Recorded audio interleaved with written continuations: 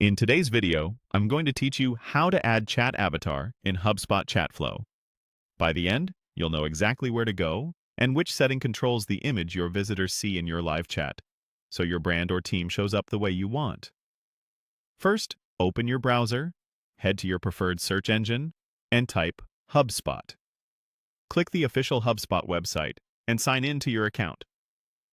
Make sure you're logging into the correct portal and that you have permission to edit chat flows.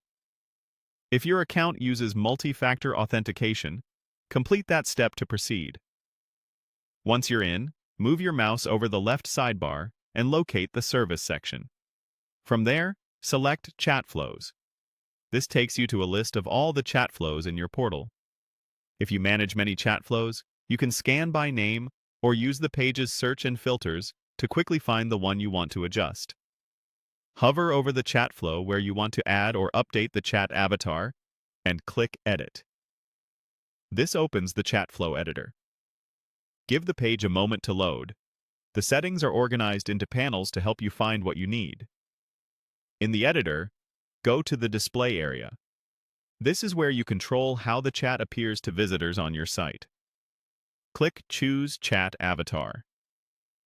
The avatar you set here appears in places like the chat launcher and the header of the chat window, so it's worth choosing an image that's clear, consistent with your brand, and easy to recognize at small sizes.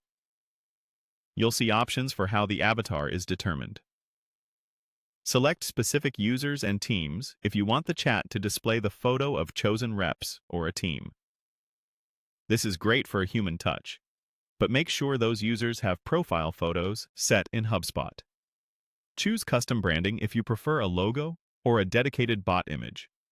Upload a square, high-quality image so it looks crisp on all screens.